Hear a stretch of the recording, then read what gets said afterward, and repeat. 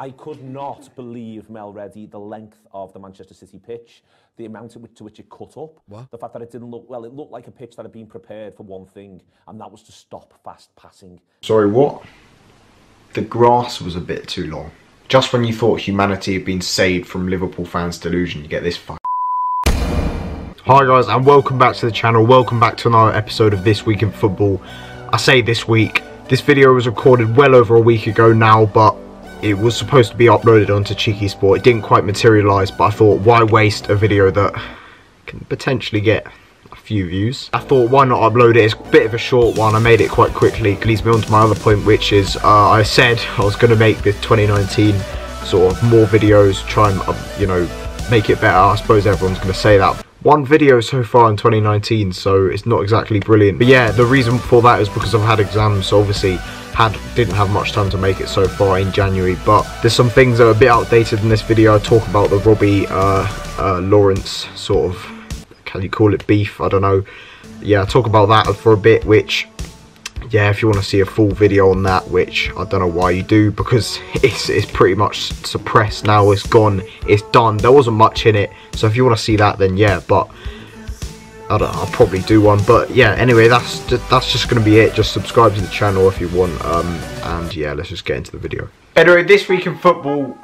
Was it this week? It's probably way longer ago now. Man City played Liverpool in one of the biggest matches of the season at the Etihad. If Liverpool won that game, they would have been 10 points clear, and let's be honest, they probably would have won the title. But thank for Leroy Sané, who's potentially saved the football community from complete torture from Liverpool fans with his winning goal. At least City don't have fans. Passing it, causing Liverpool 1 or 2 problems, so they've responded really well. That's a goal.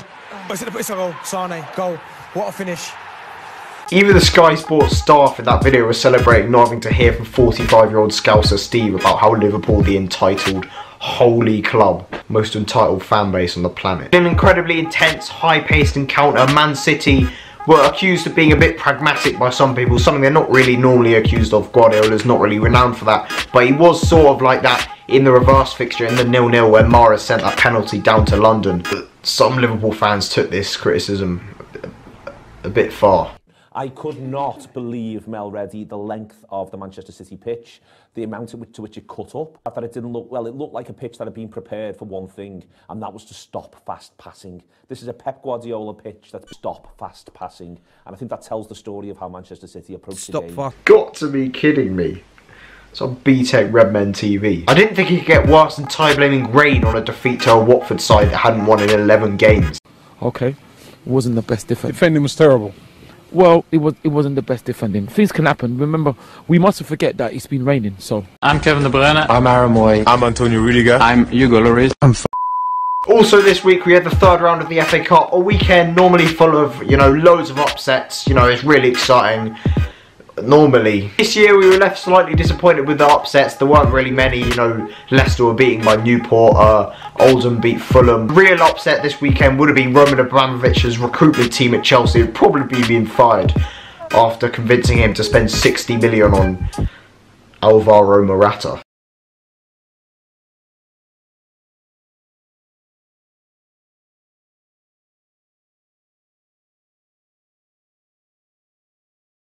$60 million. Aubameyang cost 56. Elsewhere this week, a West Ham fan perfectly portrayed why he shouldn't be doing coke. 1, 2, 3, 4, 5. Everybody at West Ham, come on, let's drive up,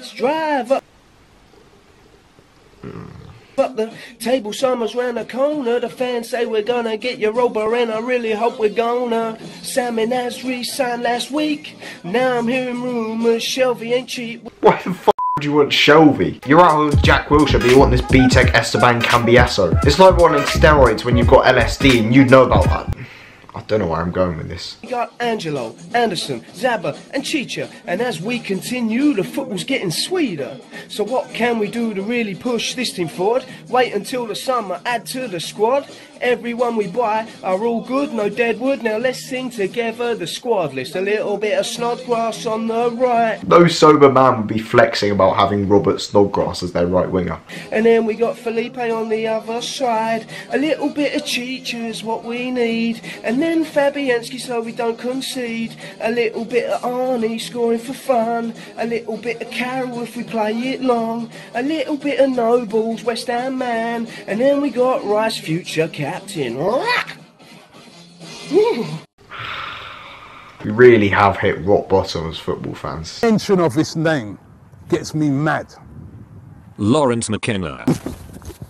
Also this week, Robbie, yes Robbie, the same guy who made Rams think he was a good artist, had a dig at someone. That someone being Lawrence McKenna, closely associated with True Geordie. Basically in the True Geordie series, True News, they were having a look at Blood Brothers and they sort of had a minor dig at it, nothing particularly big. And Robbie didn't take it very well. In the All Guns Blazing podcast, Robbie responded by calling Lawrence talentless and all he does is sit down, which don't really see why that relates to talent, to be honest. I mean, I'm the least talented person to come out of London since Rams.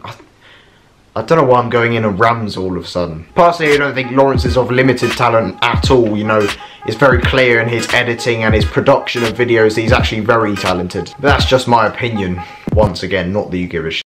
However, what Lawrence was sort of criticising in the video or laughing at was how they overhyped the Blood Brothers and the build-up to the United Stand game. I think Robbie's frustration from this sort of dig is quite justified. I mean, if you think that them saying the stars are aligned and this is the next El Clasico and the cities are waiting, if you think that's serious, then no.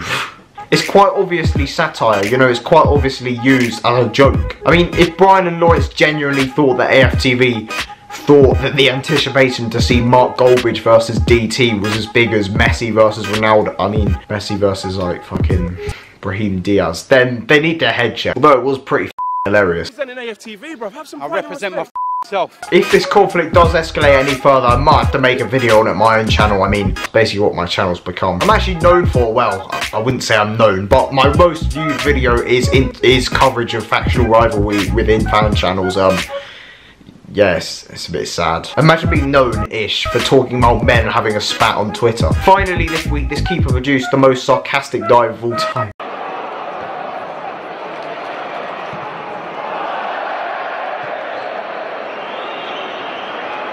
He is taking the piss. Anyway, that is going to be it for this video. If you did enjoy, subscribe to CheekySport, subscribe to my channel, link will be in the description, like the video, and I'll see you in the next one.